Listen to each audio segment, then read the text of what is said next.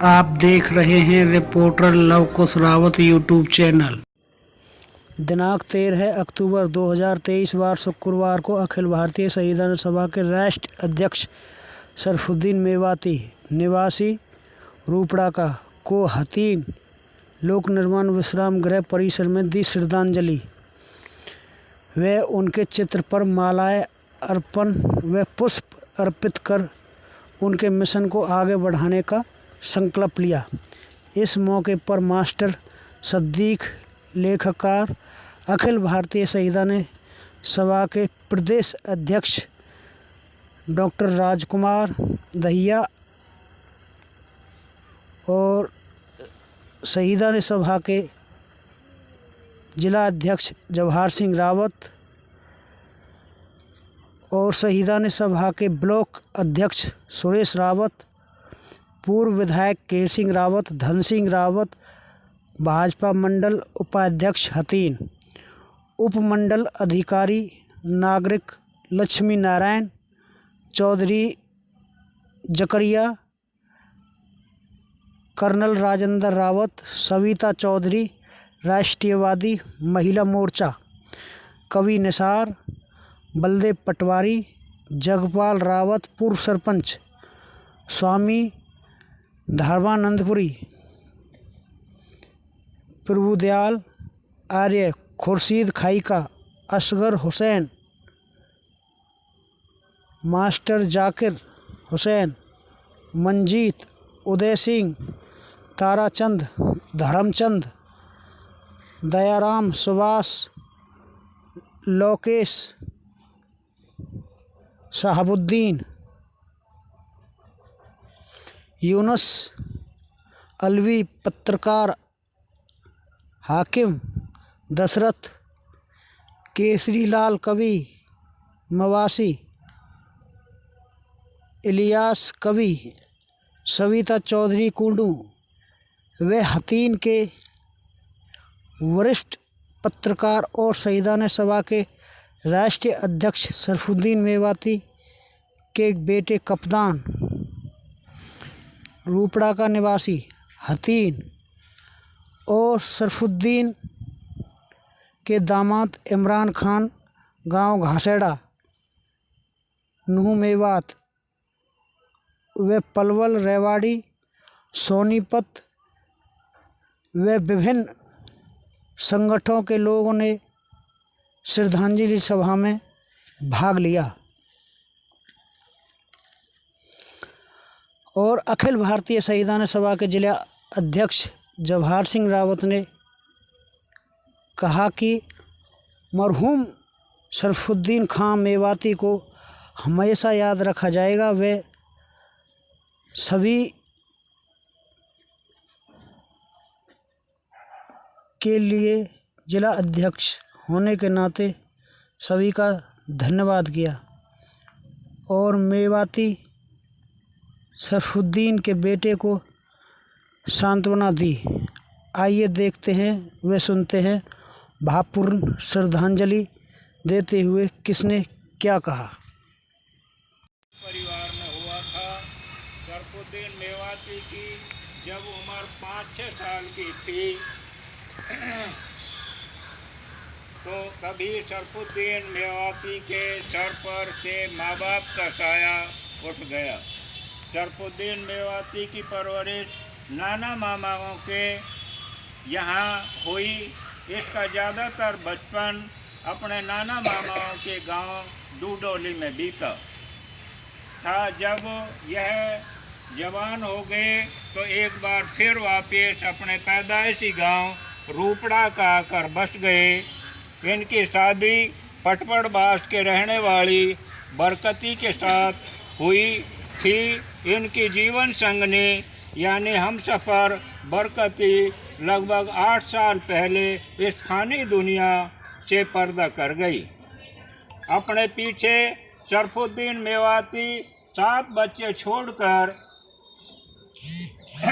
चले गए हैं, जिनमें 6 लड़कियां और 1 लड़का। लड़के का नाम कप्तान है। बेटा एक बार खड़े हो जाए। ये उनके साहबजादे हैं, इनका नाम कप्तान है। कप्तान है। यह अपना ज़्यादातर समय समाज सेवा को दिया करते थे। इन्होंने एक सामाजिक गैर राजनीतिक संगठन का गठन किया हुआ था। इसके गैर राजनीतिक संगठन का नाम अखिल भारतीय शहीदाने सभा था। जनाब शरफुद्दीन मेवाती जिसके राष्ट्रीय अध्यक्ष थे, जनाब शरफुद्दीन मेवाती ने अपना पूरा जीवन देश सेवा में लगा दिया और आज वो आपको अलविदा कहकर यही कह गए, कर चले हम फिदा जान तन साथियों, अब तुम्हारे हवाले वतन साथियों। मैं पुनः उनके चरणों में श्रद्धासुमन अर्पित करता हूँ और आपको नमन करता हूँ। खास रूपड़ा का गाम शरफुद्दीन का, शहीदाने मेवात सभा को आपने ही किया तैयार। सन 1982 में लोगों ने कर लिया स्वीकार, राष्ट्र के अध्यक्ष बनाकर उनके ही सर दे दिया बहार। राष्ट्र का अध्यक्ष बनाकर उनके ही सर दे दिया बहार। बनकर दिखलाया हो, बनकर दिखलाया नेता कति जमीन का, था खास रूपड़ा का गाम शरफुद्दीन का, हो शरफुद्दीन का। शहीदों की यादगारों में, शहीदों की यादगार में मीनारों को बनवाया था। सामाजिक बुराइयों से लोगों को समझाया था तूने, सामाजिक बुराइयों से लोगों को समझाया था।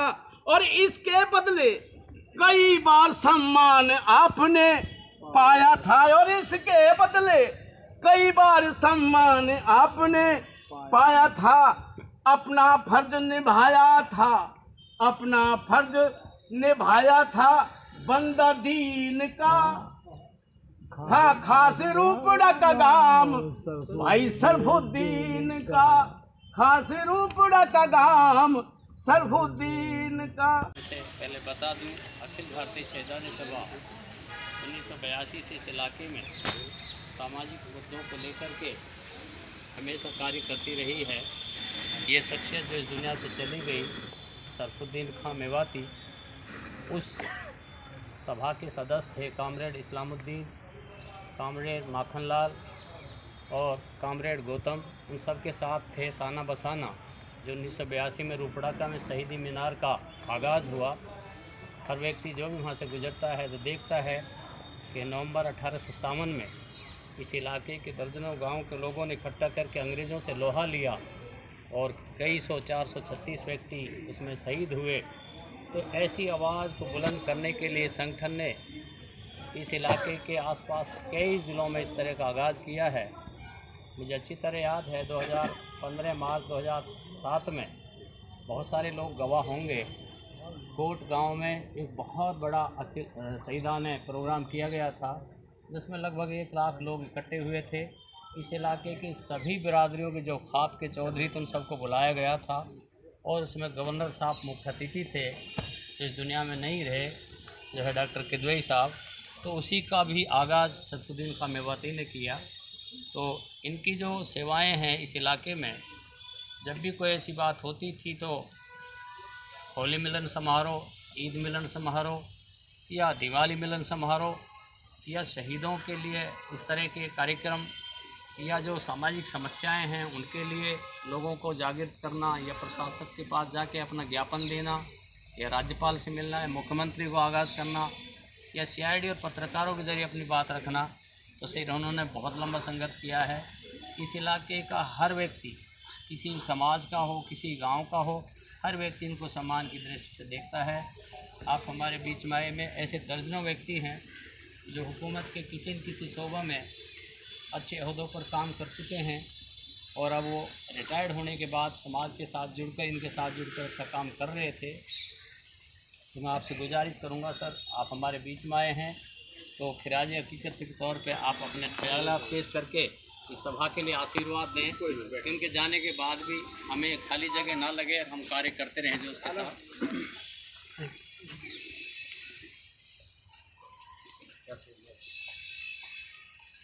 आदरणीय उपस्थित सभी, मैं आज शहीदाने मेवात सभा के अध्यक्ष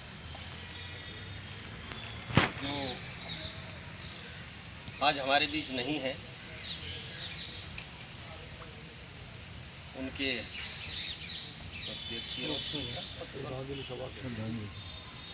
श्रद्धांजलि सभा के अवसर पर मैं अपनी खिराज अकीदत पेश करता हूँ, मैं श्रद्धा सुमन अर्पित करता हूँ, श्रद्धांजलि अर्पित करता हूँ। जैसा कि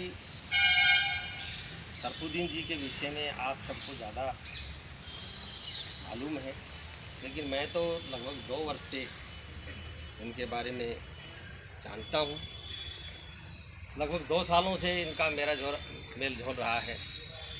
तो जैसा कि सरफुद्दीन जी, जहाँ तक मैंने इनको समझा है, जाना है, तो इन्होंने कभी भी तोड़ने की बात नहीं की, हमेशा जोड़ने की बात। पीछे भी अभी जो है इन्होंने एक हिंदू मुस्लिम भाईचारा एक सभा का आयोजन किया था ईद-उल मिलादुल नबी के दिन, जिसमें काफ़ी लोग उपस्थित थे, हम भी गए थे। तो इस तरह की जो ऐसा माहौल जो आजकल चल रहा था, उसमें इस तरह की मीटिंग्स को आयोजित करना ये दिखाता है कि बहुत ही महान शख्सियत थे। इन्होंने जो भी बात की, प्यार प्रेम और भाईचारे, जब भी ये ऑफिस में भी आते थे तो कभी भी उनके मुख से कोई ऐसा शब्द नहीं निकला तो ये जाहिर करता हो कि उनके अंदर कोई ऐसी भावना है जो हिंदू में हिंदू होने की वजह ये सर्वधर्म समभाव की भावना रखने वाली व्यक्ति थे। और ऐसे व्यक्ति हमेशा स्मरणीय रहते हैं। ये आज जो श्रद्धांजलि सभा का आयोजन किया गया, तो इनके जो काम थे, जो इन्होंने जो अपनी ड्यूटी अपने फंड को निभाया, जो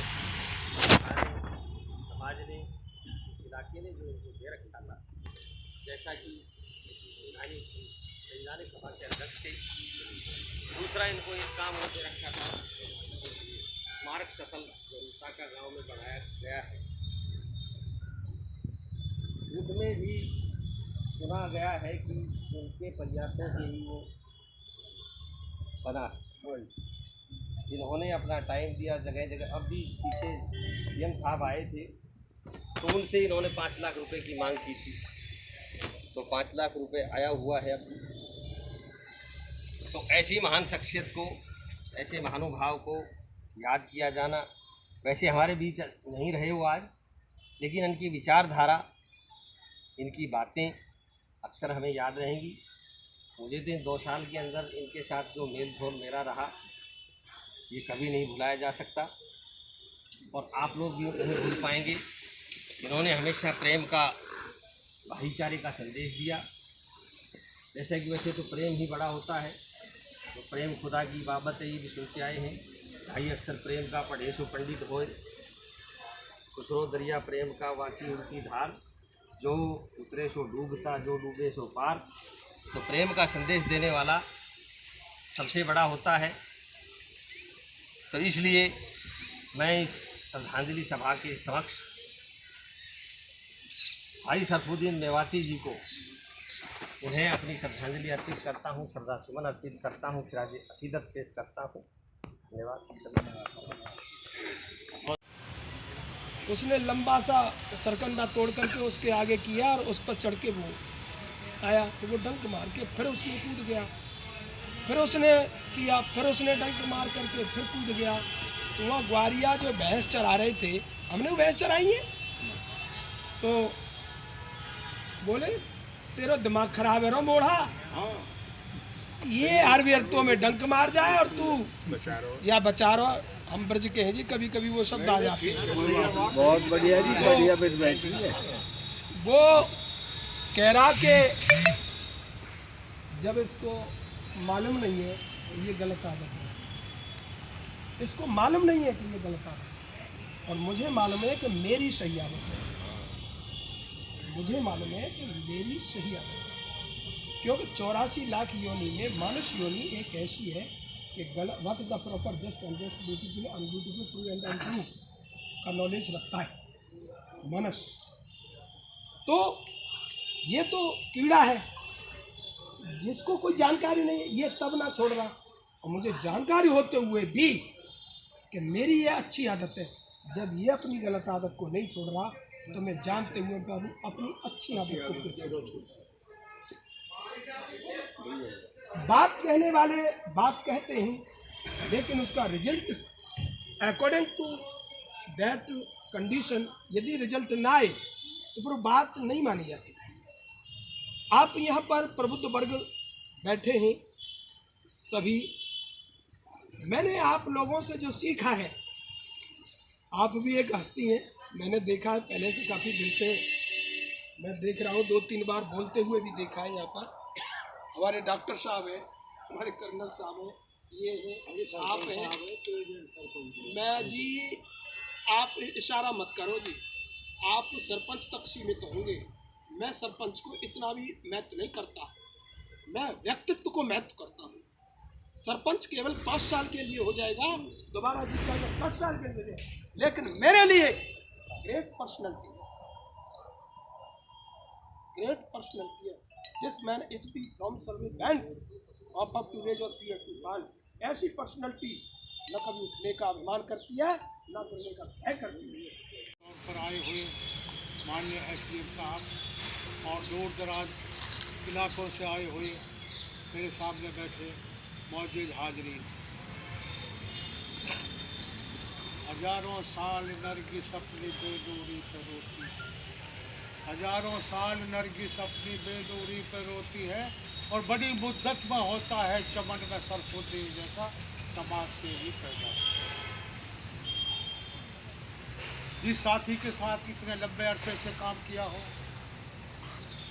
उसको वो दुनिया से जब अचानक चला जाता है तो इतनी आसानी से उसको बुलाया नहीं जा सकता। आज हमारे बीच से शहीदान सभा के, अखिल भारतीय शहीदान सभा के अध्यक्ष अब हमारे बीच में नहीं रहे, बल्कि मुझे तो जब सूचना प्रभु दयाल जी ने दी, मुझे तो यकीन नहीं हुआ कि वो इतना ऐसा चेहरा था कि जो हमेशा हर किसी के दिमाग में, जहन में छाया हुआ रहता था। उनकी एक अथक प्रयास रहा कि हमारे जितने भी शहीद हुए हैं शुरू से लेकर अब तक, जो जंगे आज़ादी के उसमें जिन्होंने कुर्बानियाँ दी, उनको बुलाया। बहुत से ऐसे थे, उन्होंने पूरे इतिहास पूरे जितने भी इतिहासकार थे उन सबसे उन्होंने संपर्क किया। दिल्ली में जितने भी हमारे जो हैं पुराने प्रोजेक्ट के जो रिकॉर्ड थे, उन सब से भी निकाल के, मैं खुद कहता हूँ कि मेरे परिवार से भी शहादत मिली थी मेरे बुजुर्गों ने, लेकिन मुझे उनका ये मालूम नहीं था कौन सी तारीख थी, कौन सी। मैंने सरफुद्दीन जी से ही कहा, मैंने कहा जी आप कैसा, हाँ मेरे पास जैसे आप अभी भाई साहब ने बताया कि सबसे ज़्यादा तो कुर्बानियाँ और सबसे बड़ी बात उस गांव में उस वक्त के लोगों की, मैं आज भी सोच के जो इतना मन इतना वो होता है, तो अच्छा लगता है इस बात को सुन के कि जब अंग्रेजों ने ये कहा हम तुम्हें माफ़ कर देंगे, तुम ये बता दो कौन कौन थे उसमें मारे। तो कहते हैं सभी ने एक ही बोली थी कि जी मुझे पता था मैं था, मेरे साथ और कौन थे मारने में, मुझे किसी का मालूम नहीं। अब उन लोगों को, ऐसे लोगों को बारे में, हालांकि ये थोड़े से दुख की भी बात में धर्म का होके भी मैं उनका स्मारक हम नहीं बनवा पाए, जिस तरह से उन्हें स्वागत और समारोह होना चाहिए था। बहुत कोशिशें भी की गई, लेकिन कहीं ना कहीं अड़चनें ज़्यादा आई, साथ कम लोगों में। सरफुद्दीन जी की सबसे बड़ी मैं यही बात मानता हूँ कि उन्होंने कभी उनके मन में ये थी कि सबसे ज़्यादा जो त्याग करने वाले, जो अपने जीवन की जिन्होंने परवाह नहीं की अपने देश के लिए, देश की आज़ादी के लिए, और उनको लोग भूलते क्यों जा रहे हैं? क्योंकि कहते हैं कि अगर हम अपने शहीदों को भूल जाते हैं ना, तो ये निश्चय है कि हमारा भी आने वाला काल जो है, आने वाला समय जो है, वो कोई अच्छा भी और गौरवशाली नहीं हो सकता। अगर वो एक प्रेरणा के स्रोत होते हैं हमारे, जिनसे हमें ये लगता है कि जैसे मैंने ये कहा कि 23 आदमी एक ही जवान बोल जाएं कि मैं था, मुझे पता नहीं मेरे साथ है। तो इस तरह की जो चीज़ें उनसे हमें सीखने को मिलती है। हमारे कितने महान वो थे, और उन महानों को जीवित रखने के लिए उनकी याद को जो उन्होंने कार्य किए बहुत ही सराहनीय थे।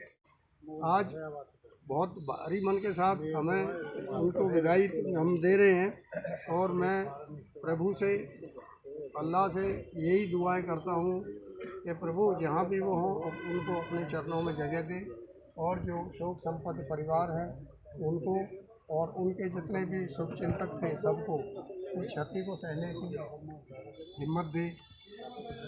इन्हीं शब्दों के साथ मैं अपने श्रद्धा सुमन अर्पित करता हूँ। ओम शांति। तो जी थे, बाबूजी थे, उन्होंने मुझे सब 6 साल से मतलब इतनी अच्छी तरीक़ा से कोऑपरेट किया। मैं जैसे हतीन क्षेत्र के अंदर नई आई थी, तो बाबूजी मुझे ऐसे बैठ के समझाते थे, ऑफिस पर आते थे, बेटा ऐसे नहीं, ये रास्ता ऐसे चलना है, ऐसे नहीं बेटा ये रास्ता ऐसे करना है। मतलब एक उंगली पकड़ के जैसे माँ अपने बच्चे को चलना सिखाती है, मुझे बाबूजी ने उस तरीक़ा से कोऑपरेट किया। शायद चाहे मैं पलवल रहती हूँ, वहाँ भी अब भी मेरे पास कई बार जाते थे, जैसे रमेश भगत जी के पास जाते थे।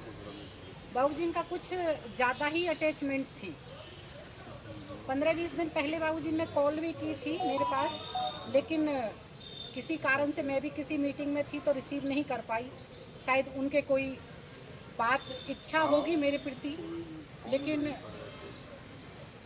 बहुत ही दुख की घड़ी है। मैं तो भगवान से प्रार्थना करती हूँ कि हमारे भाई को, परिवार को एक दुख की घड़ी में दुख सहने की शक्ति प्रदान करें, क्योंकि ये वो इंसान है, वो व्यक्ति है सच के रास्ते पर चलने वाले और हर बिरादरी को साथ लेके चलने, सच्चाई की लड़ाई के लिए हमेशा तत्पर खड़े रहते थे। और इन्होंने हमें भी वही प्रेरणा दी थी कि बेटी, कहते हैं कि सच की हमेशा जीत होती है। जैसे बड़े बूढ़े बताते हैं कि भाई भूखे की भगत की आ जाती है, झूठे की नहीं भगत की, तो बाबूजी हमें उस तरीक़ा से बताते थे। हम अपनी तरफ से जितनी भी हम पे कोशिश होगी, हम बाबूजी की पूरी जो उनकी हमें जो सीख, जो ज्ञान उन्होंने दिया, उसे एक प्रेरणा के सूत्र उतारेंगे और उनके बताए हुए मार्ग पर चलने की पूरी कोशिश करेंगे। अगर हम कहीं हमारे कदम डगमगाएंगे, हम कहीं भटक जाएंगे, तो हम बाबूजी की इस सूरत को अपने अंदर लेकर, उस प्रेरणा को अपने अंदर लेकर, हम बाबूजी को उनकी, हमारी जब हम उनके रास्ते पर चलेंगे तो हमारी सच्ची श्रद्धांजलि बाबूजी के चरणों में यही होगी। मैं तो भगवान से यही दुआ करती हूँ कि आपने जिस तरीक़ा से साथ रहकर हमारा साथ निभाया, ऊपर से भी आप अपना हाथ और आशीर्वाद हमारे ऊपर बनाए रखें, और आपके बनाए हुए रास्ते पर हमारी जो सारा भी संगठन है जो बनाया हुआ है, आपने एक एक पग जोड़ जोड़ के, एक एक फूल जोड़ जोड़ के जो ये गुलदस्ता बनाया है, ये आपका गुलदस्ता सदा कायम रहे। और असली और सच्ची श्रद्धांजलि हमारे राष्ट्रीय अध्यक्ष थे। हम तो चाहते हैं आप सब बड़े हो कि इनकी एक समाधि भी होनी चाहिए। ये शहीद हुए हमारे लिए, हमारे दिलों में हैं, ये हमारे दिलों की हस्ती है, हमारे दिलों में बैठे हैं। हम चाहते हैं कि ताकि हम कभी भी आवें तो हम ये कहें कि ये हमारे बाबूजी हैं, ये हमारे अध्यक्ष जी हैं, ये हमारे गुरुजी हैं। तो मैं तो बस इतना ही कहूँगी, बाबूजी के चरणों में प्रणाम, श्रद्धांजलि अर्पित करती हूँ। जय हिंद, जय भारत। कि हम इस जो अब तक का डाटा है, इसको हम डिजिटलाइज कर रहे हैं सबको। इसको हम कंप्यूटराइज कर रहे हैं सभी को। अभी तो एक रद्दी की टोकरी की तरह रखा हुआ है, तो उस पर हमारा काम चल रहा था। तो मैं उस दिन चंडीगढ़ था, मन के आज तो नहीं, 6 तारीख को शाम को फिर ये रिटर्न हो गए, दहिया साहब भी उसमें थे। तो मैंने उसमें कुछ काम किया है, काफ़ी कुछ कर लिया है मैंने काम। अब जैसे पदाधिकारी हैं, बलदेव पचवारी के सामने 2 साल पहले बात हुई थी एक किताब लिखने की, उस किताब पे काम चल रहा है कि जो डाटा हमारा अखबार की कटिंगों की शक्ल में बोरियों में है, उसको हम डिजिटल कर रहे हैं ताकि वो किताब की शक्ल में सबके पास आ जाए। अब 40 साल में इसकी क्या अचीवमेंट रही है इस संस्था की, अभी किसी को पुराने लोगों को पता है, नए को किसी को नहीं पता। लेकिन अगर उन सभी चीज़ों को हम समराइज करके एक बुक में डाल देंगे तो आने वाली पीढ़ी भी उसकी वजह से इतिहास बन जाएगा। तो मैं उस पर काम कर रहा हूँ और मैं अगली जब भी मीटिंग होगी उसमें मैं उसे पेश करूँगा और एक ग्रुप बनाकर मैं उसकी PDF फाइल डाल दूँगा, सब उसे रीड कर सकते हैं। एक बात जी, मैं इस पर काम कर रहा हूँ। और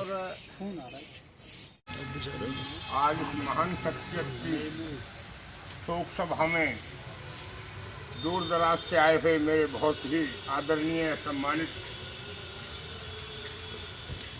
बुजुर्गों, नौजवान साथियों और हमारी मातृशक्ति छायाकार पत्रकार बंधुओं, एक हमारे बीच में हमारे संत भगवान जी बैठे हैं। हमारे अखिल भारतीय शहीदान सभा के यहाँ के जो पदाधिकारी कार्यकर्ता हैं, उनकी तरफ से मैं आप यहाँ सबका पहुँचने पर दिल की गहराइयों से वंदन अभिनंदन करता हूँ, आपका स्वागत करता हूँ। आपके यहाँ आने से हमें भी ऐसे लगा कि माननीय जो आज हमारे बीच में नहीं है, शरफुद्दीन जी, हम जानते ही थे कि हम जो है ना इनकी सरलता, सभ्यता, मानवता, इंसानियत से हम बहुत प्रभावित थे। लेकिन आज आप बहुत दूर दराज से लोग आए हैं, इनके आने से हमें ये उम्मीद हुई, हमें विश्वास हुआ कि वास्तव में इन्होंने समाज के लिए छोटी भावना से उठकर काम किया। हमारे यहाँ ज्यादा 2 वर्ग हैं, मोमडन भाई हैं, हम हिंदू हैं। मैं 2015 में सेवानिवृत्त हुआ हरियाणा रोडवेज में इंस्पेक्टर के पद से। उसके बाद हमारे पटवारी जी बैठे हैं, इन्होंने हमें इशारा दिया तो हम 8-7 साल से लगभग सरफुद्दीन जी के साथ हमने कार्य किया। एक बात बहुत अच्छी बात है, उनकी सबसे बड़ी बात, सबने उनके चरित्र स्थल पर प्रकाश डाला है, उसके लिए आप सबका बहुत बहुत धन्यवाद। लेकिन उसकी जो हालात थी, बहुत सरल और बहुत जो है हल्के परिवार में उन्होंने जन्म लिया और टैक्सी ड्राइवर से उन्होंने जीवन में शुरू किया। उनके साथ संघर्ष आते रहे, लेकिन उन्होंने इस हालात को भी मद्देनजर रखते हुए अपनी सेवा में, अपनी भावना में और समाज के सुधारने के जो काम थे, उनके जो विचार थे, उनको उन्होंने हल्का नहीं किया। मैं आप सबका यहाँ आने पर वंदन अभिनंदन करता हूँ और जो इस सभा के कार्यकर्ता हैं और अधिकारी हैं, जो भी जैसे हैं, मैं उनसे भी गुजारिश करूँ कि श्रेष्ठ कार्य को करने के लिए अपने आप को जोड़े रखें और समाज की कुरीतियों के लिए जैसे हमारे सरफुद्दीन जी ने कार्य किया, ऐसे ही आगे कार्य करते रहे। मैं पुनः आप सबका वंदन अभिनंदन और मैं अपनी तरफ से उनके चरणों में श्रद्धा सुमन अर्पण करता हूँ और परमात्मा से प्रार्थना करता हूँ कि उनको अच्छी जगह वास दे और समाज में उनका जो सम्मान है, ऐसा ही हम आगे चलकर कार्य करते रहें। धन्यवाद। जय हिंद, जय भारत। हमारे क्या थैंक जो सबने लोगों ने इनकी आज बुलाई करो, मतलब ये है, लेकिन इनको जो सम्मान मिला है उससे आपको कम से कम सीख लेनी चाहिए। एक समाज के जो अच्छे कार्य किए हैं इन्होंने, इसलिए इन लोगों ने, जितने लोग आए हैं, कितना सम्मान दिया है इन लोगों को, इनके नाम को और इनको मान सम्मान दिलाना है। तो आपको भी समाज में ठीक ढंग से रहना होगा और समाज के कार्य करने होंगे और लोगों को के विश्वास जीतना होगा। आज इन्होंने देखो भारत रत्न मेरे पास रत्न की भी मांग की है, और जबकि आप अपने घर को जानते हैं और हम भी इनको सब जानते हैं और इनके घर को भी जानते हैं, आपको भी जानते हैं। इसलिए ऐसे काम करो ताकि जो आपको भी कुछ सम्मान मिल सके। सब लोग इनके सम्मान से, इनके अच्छे कर्म की वजह से आए हैं, ये बात है बेटा। हाँ, धन की बात नहीं, धन वाले तो बहुत, हाँ इनके पास धन भी नहीं था बेचारे के पास। इतनी सादा सिंपल मैं कहती थी कि आपको गर्व होना चाहिए। आपके पिताजी ऐसे मिले, हाँ, तो इसलिए आप तुरंत प्रभाव से अच्छे बच्चों को रखो। मेरे से तो मन करे जब शाम के टाइम बेटी फलान बात न्यू हुई, आज न्यू हो रहा, आज वो हो रहा था। मुझे बड़ा अफसोस है, 10-15 दिन पहले कॉल की और मैंने कॉल रिसीव ना कर पाई मैं।